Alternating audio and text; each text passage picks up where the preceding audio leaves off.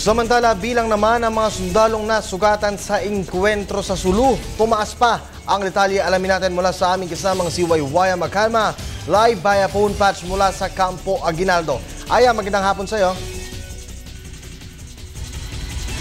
Unang inatake ng Abu Sayyaf kahapon sa sitio sa may barangay Buhanginan, Patikul, Sulu.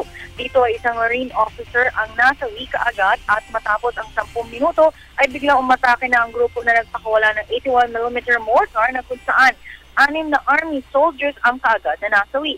Habang umakyat naman sa bilang ng 24 ang mga sundalong nasugatan sa insidente, 3 rito ay nasa critical na kondisyon pa rin. Kaagad naman inilipat sa Camp Navarro General Hospital sa Zamboanga City ang mga kritikal.